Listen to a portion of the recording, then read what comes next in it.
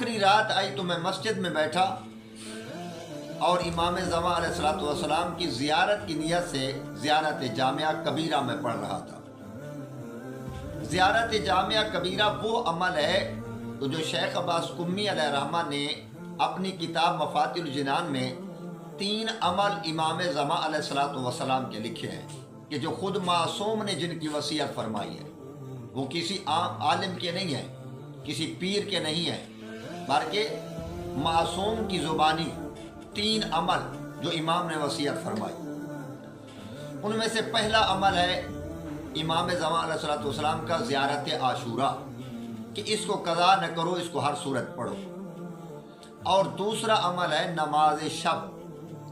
میرے آقا فرماتے ہیں نماز شب شب شب 3 مرتبہ فرماتے ہیں کہ نماز شب قضا نہ کرو۔ اور تیسرا عمل ہے زیارت جامعہ۔ امام زمان علیہ الصلوۃ والسلام فرماتے ہیں کہ زیارت جامعہ کبیرہ کی تلاوت کرو۔ تو یہ شخص کہتا ہے کہ امام کی وصیت کے مطابق میں نے زیارت جامعہ کو پڑھنا شروع کیا۔ جب زیارت جامعہ کو پڑھنا شروع کیا 39 دن میں نے زیارت جامعہ کبیرہ پڑھی۔ آخری رات تھی، میں مسجد میں بیٹھا تھا، میں نے زیارت جامعہ کبیرہ پڑھنا شروع کی تو مجھے نیند نے غلبہ حاصل کر لیا۔ میں زیارت جامعہ کبیرہ نہیں پڑھ سکا، مجھے اسی حالت میں نیند آ گئی۔ آخری رات تھی، مجھے امید تھی کہ آج مجھے خواب میں امام کی زیارت ہوگی۔ یہ شخص کہتا ہے کہ جب میں زیارت نہیں پڑھ سکا اور مجھ پر نیند غالب آ گئی تو ہوا کیا؟ عالم خواب میں مجھے ایک آواز آئی کہ اے بندہ خدا، میری زیارت کے لیے یہ 40 راتیں زیارت جامعہ پڑھ رہا ہے؟ تو یہ خواب میں کہتا ہے کہ جی آقا، میں آپ کی زیارت کے لیے ہی پڑھ رہا ہوں۔ امام معصوم علیہ السلام نے بڑا عظیم جملہ ارشاد فرمایا جس میں ہمارے لیے سب کچھ اسی جملے میں بند ہے۔ امام نے فرمایا کہ میری زیارت کرنا چاہتا ہے؟ کہتا ہے جی آقا۔ معصوم نے فرمایا ہماری زیارت صرف دعاؤں سے نہیں ہوتی۔ اس نے کہا کہ پھر کیا کریں؟ معصوم نے فرمایا دعا پڑھو، لیکن دعا پڑھنے کے ساتھ ساتھ اپنا کردار دعا کے مطابق بناؤ۔ اپنا کردار دعا کے مطابق بناؤ۔ دعائیں پڑھتے ہو، کردار دعا کے خلاف ہوتا ہے۔ مثلا میں اس کی ایک مثال دیتا ہوں۔ ہم روزانہ اللہ سے دعا مانگتے ہیں، اللہ ہمیں صحت دے دے، اللہ ہمیں لمبی زندگی دے دے، اللہ ہمارے رزق میں اضافہ فرما۔ یہ دعائیں ہر بندہ مانگتا ہے، لیکن اس دعا کے مطابق عمل نہیں کرتے۔ مثلا لمبی زندگی چاہتے ہو تو خداوند کریم فرماتا ہے میں نے اعمال بتائے ہیں، وہ عمل تم خود کرتے جاؤ، تمہاری دعا کو میں قبول کروں گا۔ صلہ رحمی کرو، میں تمہیں لمبی زندگی دوں گا۔ صدقات دو، میں تجھے لمبی زندگی دوں گا۔ نیک عمل کرو، میں تجھے لمبی زندگی دوں گا۔ تو لمبی زندگی کے اعمال ہیں۔ ہم دعا مانگتے ہیں اللہم انی اسألک زیادۃ فی العلم، آئے اللہ ہمارے علم میں اضافہ فرما۔ تو خدا فرماتا ہے 60 سال دعا تو مانگی، علم میں اضافہ فرما، لیکن علم حاصل کرنے کے لیے کسی علم عالم کے دروازے پہ نہیں گیا تو تیری دعا کیسے قبول ہو؟ کیا میں نے علم اوپر چھت سے ڈالنا ہے؟ نہیں۔ برکتن فی الرزق، دعا مانگتے ہیں اللہ رزق میں برکت عطا فرما۔ خدا فرماتا ہے کہ میں نے اوپر سے نہیں ڈالنا، برکت کے لیے بھی کچھ اعمال ہیں۔ رزق کو حلال طریقوں سے کماؤ، اللہ کی راہ میں اس کو خرچ کرو، صدقہ دو، اپنے رشتہ داروں پر خرچ کرو، صلہ رحمی کرو، تاکہ میں اللہ تمہارے رزق میں بھی برکت دوں۔ تو امام معصوم فرماتے ہیں کہ ہماری زیارت کے لیے ضروری کیا ہے؟ اپنے کردار کو اپنی دعا کے مطابق بناؤ۔ دعا مانگتے ہو تو کردار بھی دعا والا بناؤ۔ پھر آگے امام فرماتے ہیں کہ عالم خواب میں یہ بندہ کہتا ہے کہ مجھے فرمایا مسجد سے باہر نکل، اس محلے کے آخر میں جا، اور محلے کے آخر میں ایک عورت فوت ہو گئی ہے کہ جس کے جنازے میں شریک ہونے کے لیے میں امام آیا ہوں۔ یہ کہتا ہے کہ میں مسجد سے باہر نکلا، محلے کے آخر میں گیا جہاں عورت فوت ہوئی، میری اس کے شوہر سے ملاقات ہوئی، اس عورت کے شوہر سے ملاقات ہوئی۔ میں نے اس کے شوہر سے پوچھا کہ یہ بتا تیری عورت کا کون سا عمل تھا جو وہ اپنی زندگی میں ادا کرتی تھی۔ اس نے کہا حج نہیں کیا تھا، غریب تھے، زیارات پر نہیں گئے تھے کیونکہ غریب تھے۔ اس نے کہا وہ کون سا عمل ہے جو اس نے کبھی زندگی میں قضا نہ کیا ہو؟ یہ کہتا ہے کہ میری عورت میں 3 عادات تھی۔ پہلی عادت یہ تھی اگر میرا کوئی غریب رشتہ دار فوت ہوتا یا بیمار ہوتا تو مجھے کہتی تھی کہ جاؤ صلہ رحمی ہے، اس کی عادت بھی کرو، اگر مر گئے تو اس کے جنازے میں بھی جاؤ۔ دوسرا، اگر بیمار ہوتی تو کہتی تھی کہ مجھے باہر جانا ہے ڈاکٹر کے پاس کیونکہ شریعت کا حکم ہے، میں نے علاج کروانا ہے۔ ان 2 کاموں کے علاوہ میری عورت کبھی بے پرد باہر نہیں نکلی تھی گھر سے۔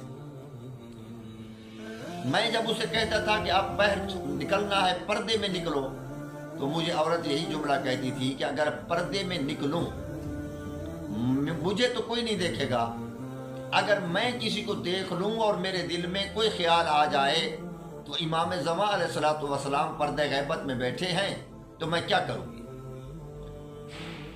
تو امام زمان علیہ السلام فرماتے ہیں کہ جس نے 17 سال اپنے شوہر کے گھر میں رہ کر میرا حیا کیا اور اس دین پر عمل کیا جو میری جد نے بچایا، تو آج وہ فوت ہوئی ہے تو میں امام زمان علیہ الصلوۃ والسلام اس کے جنازے میں شریک ہونے کے لیے آیا ہوں۔